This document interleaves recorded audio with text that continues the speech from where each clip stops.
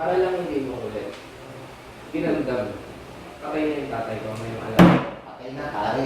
Oo. Ngayon alam. Sana wag nyo na ulitin na gano'n. Kasi Yung mga guard na Tinatanggap kasi. nadinig yun ang... dinamdam. Kasi, next time lang, para hindi maulit. Kasi, Yun na siya nagbago. Mali din kasi yun. buhay ko siya. Kaya lang kami Naladiyak siya, hindi namin nagpunta dito para away sa Oo. inyo.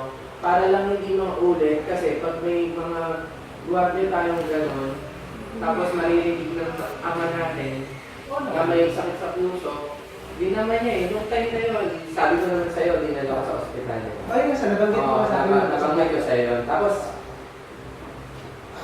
ayun, di naman niya. Yun lang, nagpunta lang kami dito. Nakikasak hapon siya. Oo, Nakikasak yun. patay na siya Patay ngayon. na. Oo, kasi nag-worry. Yun lang. Yun lang yung pinag- Saka sana po, i-treat nyo kami ng maayos kasi kami yung homeowner dito. Maliit na bagay. Na, kasi may mga taong tulad nito. Ano ko lang, sa tuloy-tuloy mo, pare. Inyo yan.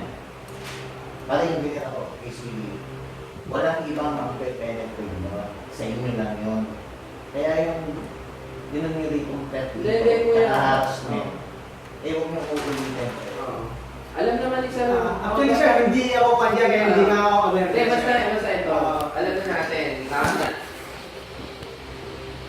In God's, alam natin Yes, sir. kung sino yun. Basta yun lang. No? Yun lang. Kasi sa bahay namin, Sir. lagi kayo pinag-uusapan ko. Oo. Sir, ang ugat nyo ito, sir.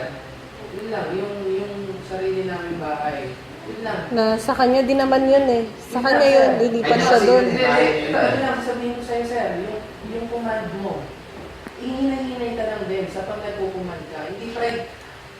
Kung pride yung pinaglalaban mo, wala na yun eh. Tingnan mo, buhay-buhay, namatay tatay ko eh. Inintindi niya eh. Ang naintindihan namin yung posisyon mo na kagaling mo.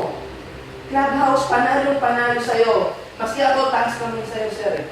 Dahil magaling ka sa clubhouse.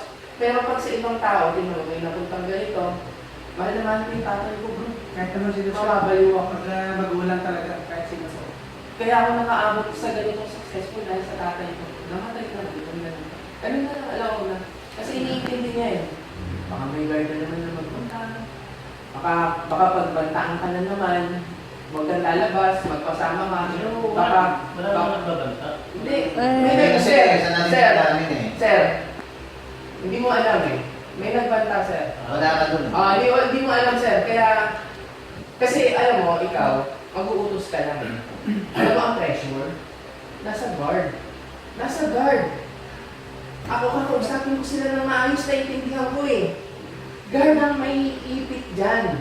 At saka may hindi lahat ng guard. Alam mo yung level ng utak ng guard? Kanya-kanya yan eh. May level na naiintindihan ako.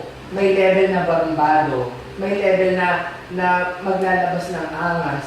Alam mo yun? Ito, tingnan mo. Hindi natin kontrolado yun. Kaya dapat lahat ng utos, pati guard, pinag-iisipan yan.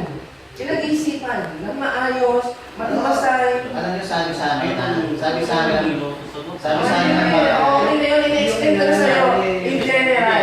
Ina-explain ko na sa'yo in general. Ina-explain ko na. Si Sir Aguirre, naintindihan ko. Ina-explain ko sa'yo to. Kasi para hindi na maulit.